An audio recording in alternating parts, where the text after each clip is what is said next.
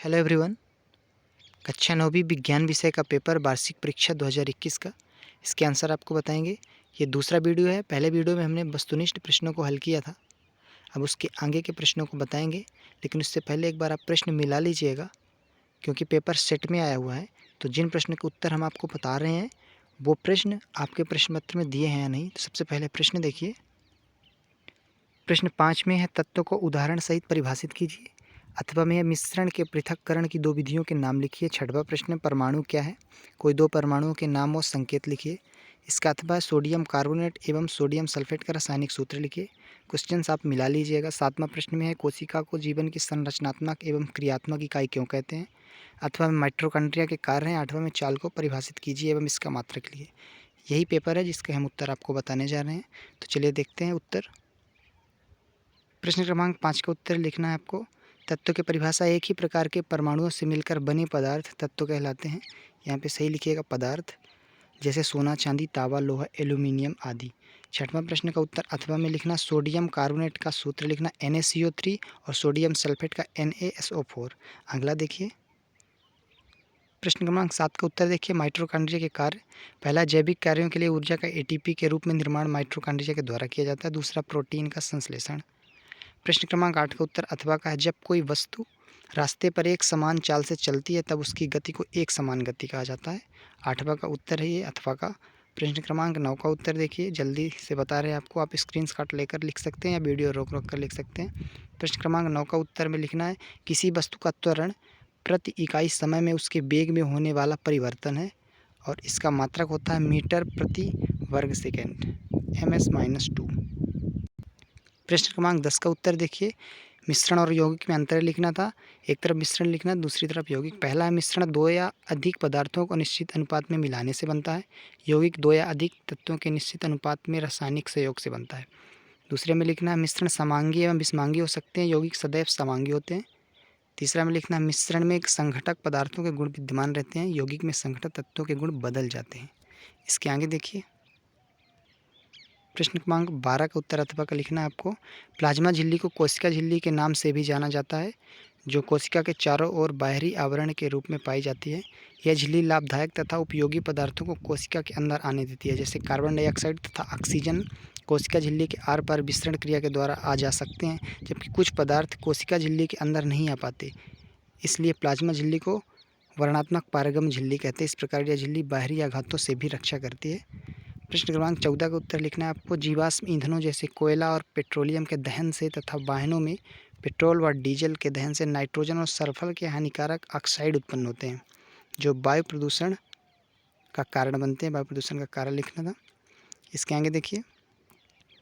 प्रश्न क्रमांक 13 का उत्तर देखिए, दूरी और विस्थापन में अंतर है। पहला है, वस्तु द्वारा तय किए गए पथ की लंबाई को दूरी कहते हैं।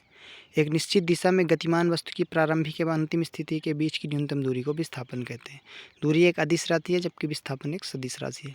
दूरी का मान कभी शून्य ऋणात्मक नहीं हो सकता, सदैव धनात्मक होती है। विस्थापन का मान धनात्मक, ऋणात्मक अथवा शून्य हो सकता है। दूरी वस्तु द्वारा तय किए गए पथ की लंबाई पर निर्भर करती है। विस्थापन वस्तु द्वारा तय किए गए पथ पर निर्भर नहीं करता।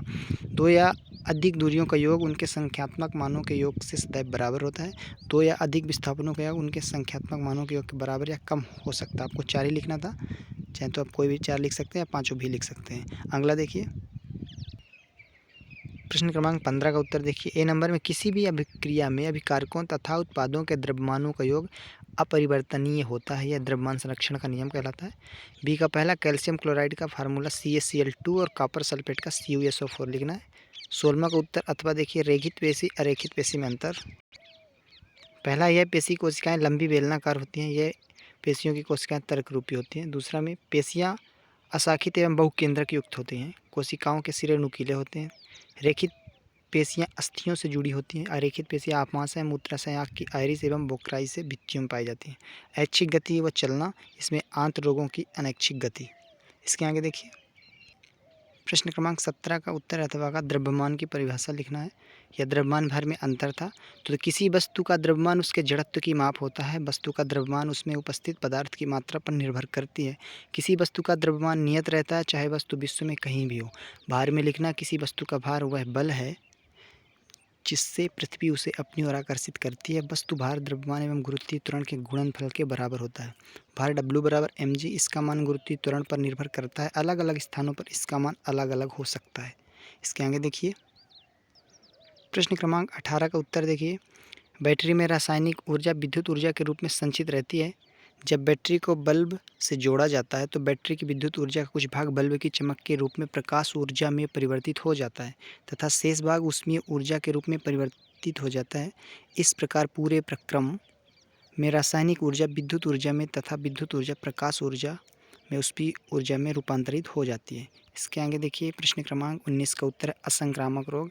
वे रोग जो एक व्यक्ति से दूसरे व्यक्ति में नहीं फैलते असंक्रामक रोग कहलाते हैं, जैसे कैंसर, हृदयघात। संक्रामक रोग वे रोग हैं जो एक व्यक्ति से दूसरे व्यक्ति में फैलते हैं, संक्रामक रोग है, जैसे सर्दी जुकाम आदि। अगला देखिए प्रश्न क्रमांक 21 का उत्तर है जंतु कोशिका पादप कोशिका में अंतर लिखना है। पहले में कोशिका भित्ति नहीं पाई जाती, सेल्यूलोज की बनी कोशिका भित्ति पाई जाती है पादप कोशिका में। लवक नहीं पाए जाते, उसमें हरित लवक पाए जाते हैं। रिक्तिकाएँ नहीं होती अथवा बहुत छोटी होती हैं, बड़े आकार की रिक्तिकाएँ पाई जाती हैं किसमें? पादप कोशिका में। भोज्य पदार्थ ग्लाइकोजन के रूप में संचित रहता है और पादप कोशिका में भोजन मंड के रूप में संचित रहता है। जंतु कोशिकाओं में लाइसोसोम पाया जाता है, पादप कोशिकाओं में लाइसोसोम नहीं पाया जाता। अगला देखिए प्रश्न क्रमांक 22 का उत्तर अथवा का गति का द्वितीय नियम लिखना था। किसी वस्तु के संवेग में परिवर्तन की दर वस्तु पर आरोपित असंतुलित बल के समानुपाती एवं वस्तु की दिशा में होती है।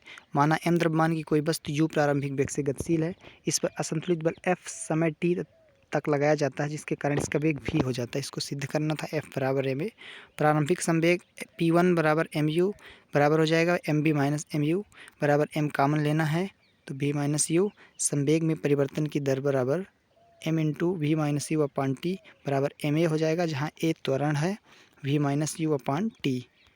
तो तीन नियम से संवेग में परिवर्तन की दर बल के समानुपाती होते हैं, अतः बल F बराबर ma यही सिद्ध करना था। ये विज्ञान विषय का पेपर था जिसके उत्तर आपको बता रहे थे कक्षा 9वीं वार्षिक परीक्षा का। Thank you.